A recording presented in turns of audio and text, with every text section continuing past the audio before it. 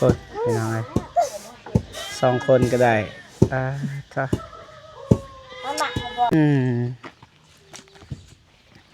คนโอ้ห้องน้ำบาดีพนมขอบใจหลายๆเด้อไอ้แคนนี่ที่ช่วยร้าน2 คนมาตลอดได้ร้านขอให้ไอ้แคนนี่มีแต่ความสุขสุขภาพแข็งแรงความเจ็บอย่าให้ได้ความไข้บ่ให้มี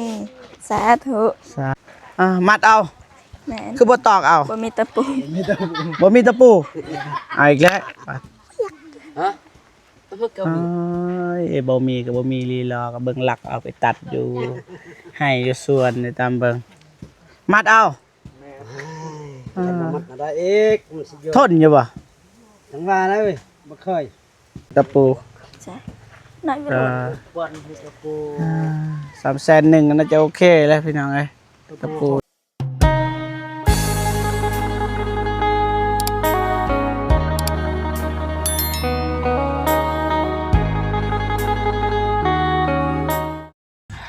เปิดภาพมาพี่น้องเนาะ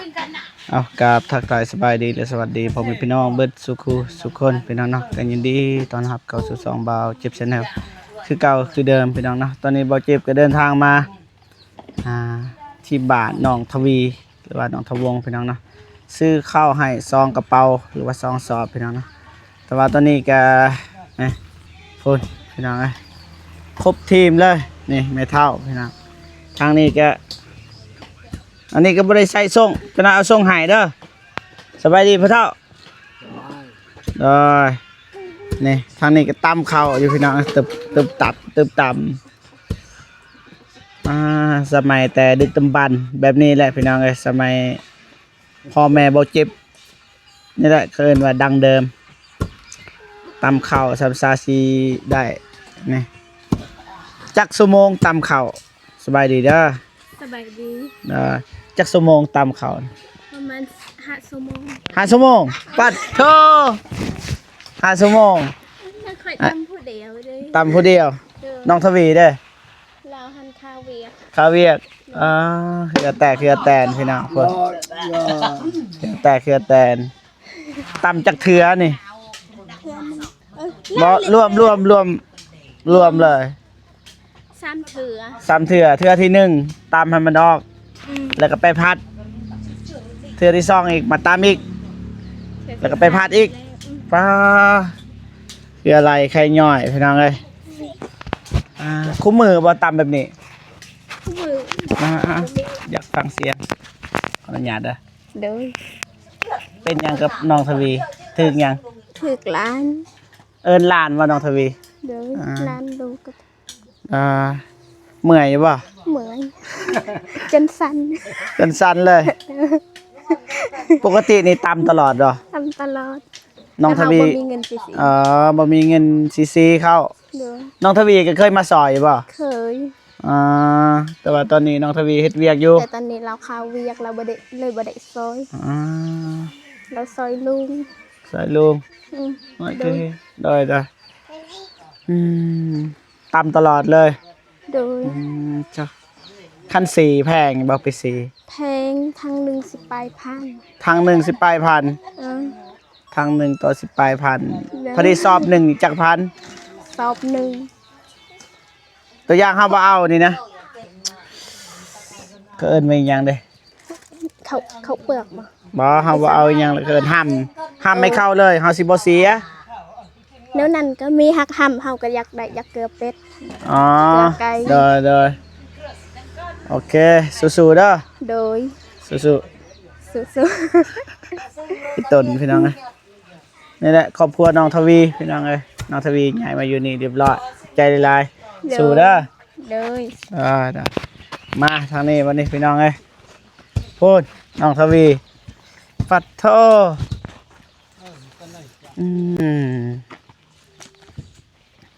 พูดโอ้ห้องน้ำสบายดีเด้อนี่พวกนี้อีกสบายดีเด้อคุ้นๆนะนี่คือเคยเห็นไปกับน้องทวีตอนรถเพแม่นบ่น้องทวีแม่นนี่ทำไมนี่เธอ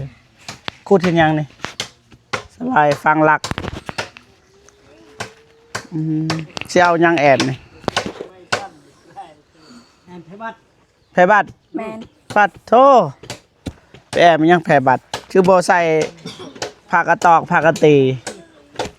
บ่น้องทวี บ่มีเงิน อ่ะน้องทวีเฮ็ดห้องน้ำน้ำกันบ่นี่หรือว่าจังใด แมนเฮ็ดน้ำกัน เฮ็ดน้ำกัน โดย บัดห้องน้ำเก่านี่เด้อ มันเต็ม เต็มเลย โดย อ่าเอาให้บัตรแอบบ่ แม่ ได้แล้วน้องเอ้ยนี่น้องทวีอันนี้น้องยังก็ สุขสี น้องสุกศรีเจอแล้วน้องสุกศรีอายุจักปีเลยน้องสุกศรีจักปีเลยจักปีน้องทวีน้องสุกศรีเนี่ย 14 14 ปีคือกัน โดย อืมรายงานมวย นี่อ๋อเห็ดแบบนี้เลย แมน มันก็สินำเบิดไว้เลยพลอยเห็ดแบบนี้ คือบ่เห็ดแบบใหญ่ๆเลย มาตะกังลักแล้วกระจัง มียังให้ซอยบ่โอ้ยอยากมีเงินเด้อซื้อๆพากระจาดพากระตีให้นะบอกเลยแอมแผ่บัตรเอาพี่น้องเอ้ย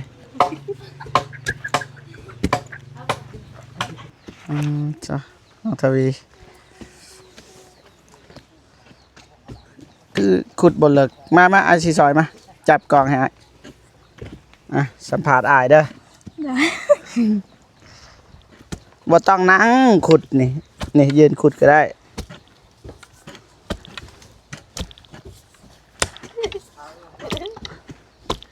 ขุดเลิกว่า เลิก ต้องการเลิกสำใดบ่คักก็ใหม่อันนี้มันบ่แน่นบ่ฮอดปีเออพอก่อนตอนนี้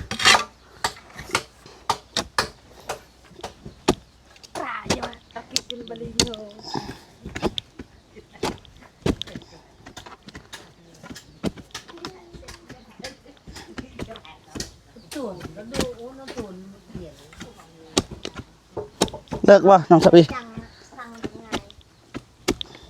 บ่แน่นะใหม่อันนี้นะโอ้ห้องน้ำนี่ก็ได้ใส่น้ำกันเนาะ แมน ได้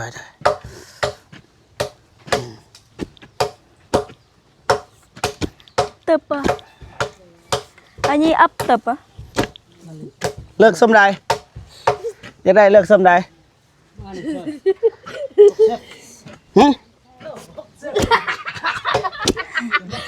สำสาว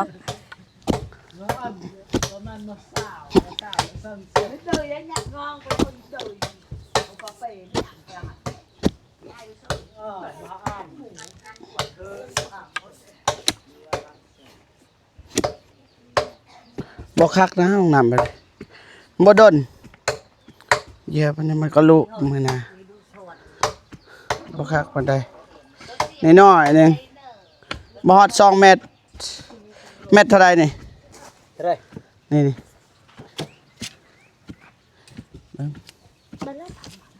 กระดาษเลยมั้ยได้ตุยตับ อ๋อ ตุยตับ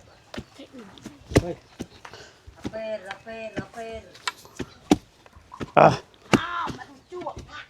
โอ้มันมีไหมอีกลูกโทษน้องสาวีมันมีหากไหมโทษ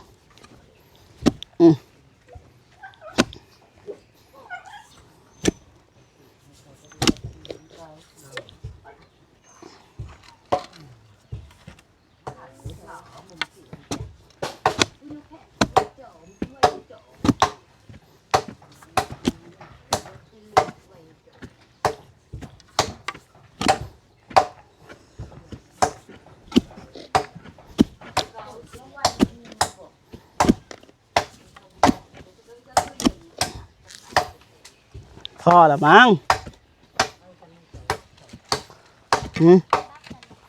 ตัวอย่างป่ะมันสบี พอตีใช่ไหม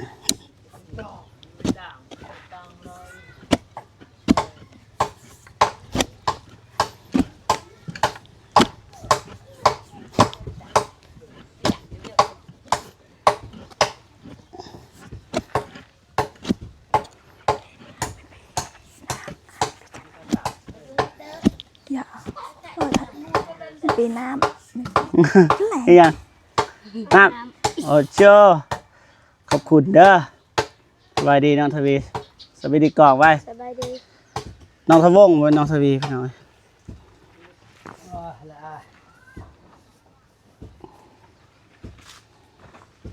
chọc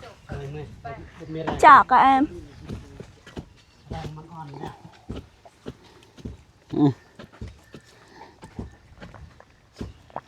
ไก่เด้อน้องทรายลาน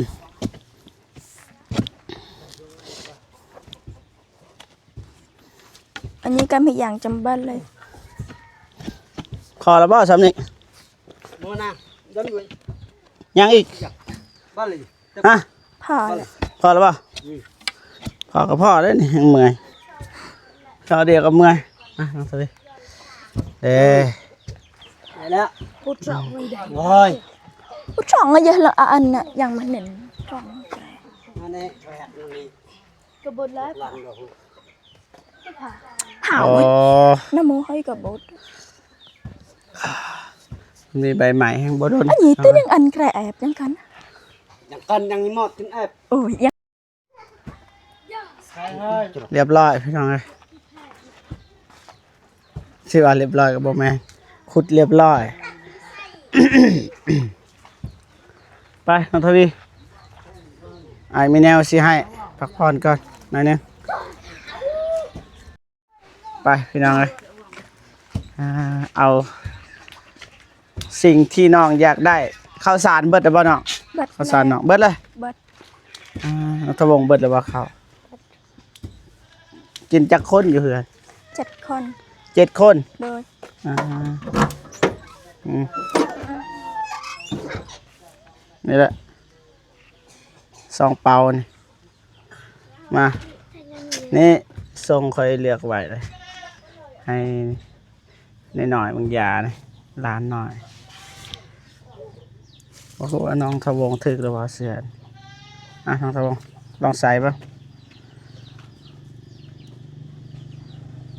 อ่า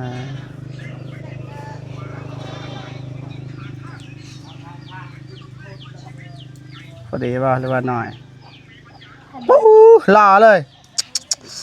ปัดเธอใส่เลย ใส่เลย เบิดจีอันนะ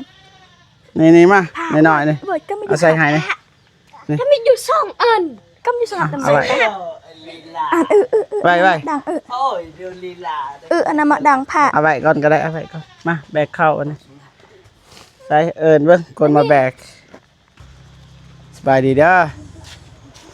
ผู้นี้บ่ดูแลน้อง แมน อ๋อซอยนะสองกระเป๋าเป็นเงินของง่ายแค่นี้คือเก่าพี่น้องเอ้ยไปไปไว้อยู่เตียงนี่ก็ได้อ่า มีเตียง อีโม มีเตียง เตียง เตียงก็ได้ได้เปล่าโอ้50 โลเด้อพี่น้องเด้อ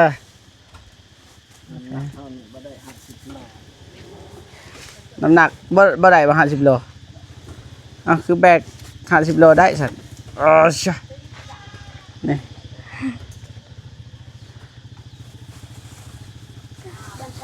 อ่ะแต่ ใจ แบ่งให้น้องไอ้ยังแหละบางทีนี่ โด อ่ะ ย นี่แบ่งนำเด้อ โดย น้องไอ้ยังแกสุกี้ สุกซี สุกซีโดยไป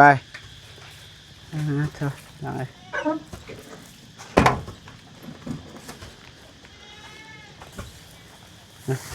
ไม่มีโถ ทางนี้บ่แล้วจักเทื่อพี่น้องเอ้ยแต่บางยา โทษ บ่แล้วจักเทื่อพี่น้องเอ้ยคนพี่น้องเอ้ย2 คนก็ได้เถอะ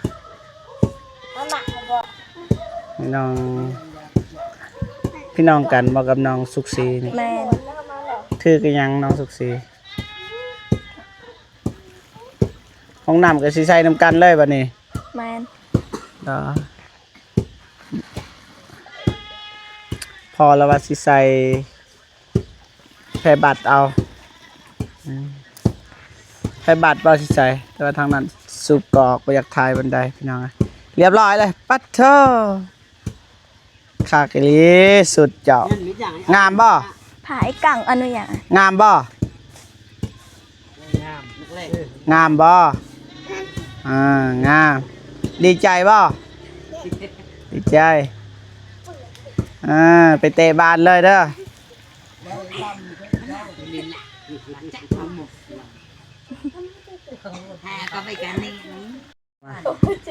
สบายดีเด้อได้แนวใดพอสิแนวใดแบบแอบนี่ไผบัตรเอา บัตรแล้วมันมีเงิน บ่มีเงินอ้าย มงกับบัตรแอมกับใช้บัตร มุงกับไผบัตรนี่แหละ อ่า สังกะสีนี่คิดว่าจักแพนเนาะประมาณจักแพนเนาะ กลัวนี่ฮะ ห้า อ่า ห้าประมาณห้านี่แหละแล้วก็ที่ใส่ตัวอย่างว่ามีเงินซื้อผักกระจาดนี่เท่าไรผักกระตีนเคยซื้ออยู่บ่ ทีนี้ว่าเส้น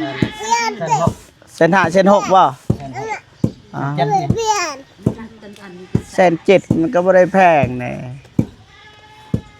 เส้นเจ็ดจักแพนคิดว่า ซอง ฮะ ซองพ่อครับ สองแผ่นบ่พอได้สองแผ่น ก็สม ประมาณ3แผ่นนี่ได้ มันแม่นอยู่มันหน่อย แต่ว่าสังกะสีจักแผ่นอะไรบางอย่างสังกะสีจักแผ่นน้องทวีคิดว่า 5 6สังกะสี6แล้วก็ผ้ากระจาดนี่3ซะ3โอเคแล้วแต่ว่าสิหาเงินเด้อ โดย ยินบ่ ยินบ่น้องทวี โดย มีเงินแล้วก็สิซื้อมาให้ มันก็บ่ได้แพงอิหยังคันสิเทียบใส่ข้าวแพงกว่าอีกนี่เด้กับนี่แต่ว่าคนบ่มีเงินก็คือฮู้แล้วมันจะแพงแน่สิใส่ไผบัตรเอามันก็โอ้จักหน่อยลมพัดมันก็ขาดคือเก่าประมาณนี้แหละพ่อพี่น้องเนาะทางนี้ก็ตำบ่ทันแล้วเลยพี่น้องสวัสดีเด้อแม่เฒ่าเห็นยังแม่เฒ่า เวเขาก็เจ้ามันตักยังเราก็ทำไปจะเว เออโอเคเข้าใจแล้วตัวภาษาแม่ตัว ภาษาแมนจะเว จะเว จะเว ได้อ้าวบนบก็ได้ มีแต่นบป้าทางที่เท่าไหร่เลย ที่สองแล้ว ทางที่สองเลย เดิน นั่นแหละเหือแต่สำสาจะได้กินข้าวพี่น้องนี่แหละพี่น้องเลยต้นทุนชีวิตบ่คือกันนี่แหละเหตุผลที่บ่เจ็บซื้อข้าวสารให้สำสาจะได้กินอ๋อเถอะนะเหือแต่นะพ่อพี่น้องเลยก็ว่ากินได้จักมื้อเนาะข้าวนี่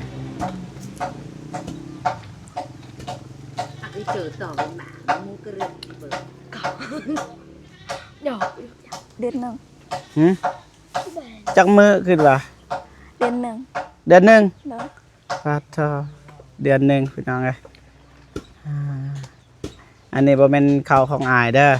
เป็นของอายคลินิกคือเก่าหั่นแหละมีแต่ว่าให้น้องขอบอกขอบใจขอบบุญกับคุณแล้วก็อวยพรให้อายเพิ่นเป็นบ่ลองเบิ่งพนม ขอบใจหลายๆเด้อไอ้แคนนี่ ได้ ที่ช่วยหลาน2 คนมาตลอด ได้ หลานขอให้ไอ้แคนนี่มีแต่ความสุข สุขภาพแข็งแรงความเจ็บอย่าให้ได้ความไข้บ่ให้มีสาธุ สาธุเริ่มเป็นแล้วเด้อฝึกไว้เด้อ โดย อยากเคินๆแน่พี่น้องเอ้ยก็บ่ว่ากันทางนั้นบ่แล้วจักเทื่อพี่น้องเอ้ยโอ้เถอะ ถ่ายคลิปเป็นชั่วโมงละทางนี้ก็บ่แล้วจักเทื่อครั้งที่เท่าไหร่เลยครั้งที่3ก็ตอนสุดท้ายเลยเถอะสู้ๆบ่กวนนะพี่น้องไปทางนั้นน้องทวีไปเบิ่งต่อโอ้ยพอเจ้าคือเห็ดแบบนี้ห้องน้ำมัดเอา แม่น คือบ่ตอกเอา บ่มีตะปู บ่มีตะปูเอาอีกแล้ว ฮะตัวเก่า บ่มีก็บ่มีลีลอก็เบิ่งหลักเอาไปตัดอยู่ให้อยู่ส่วนในตามเบิ่งมัดเอา มันมาได้อีกมันสิอยู่ ทนอยู่บ่ จังว่านะเว้ยบ่เคย บ่เคยลองมัดเลยบ่มีตะปู สมัยตะกี้บ่เห็นตอกโอ้มักเอา สมัยตะกี้กับเดี๋ยวนี้มันบ่คือกันว้าวเอาบ่เล็กตะปู เอาแล้วอันนี้ เอาวะสิเอาเงินให้ไปซื้อได้บ่ อยากนี่บ่หรอกไปซื้อ ให้ไปซื้อ เอาไปก็บ่ น้องทวีให้ก็ได้สิเอาเงินให้ เฮาไปบ่กล้าขับรถ ไปซื้อตะปู จ้ะน้อยไป เอ โลด อ ควันให้ตะปู 300,000น่าจะโอเคแล้วพี่น้องเอ้ยตะปูนี่ก็ได้ ตะปูหกมันอยู่ตะปูมาตอกมันแปดบ่บอกเอาวง มัดเอามันบ่คักปานใดเลยพี่น้องเอ้ยบ่แนะนำเวลาเฮาขึ้นนี่ขึ้นไปมุงหลังคาอย่างไผสิกล้าขึ้นว้าว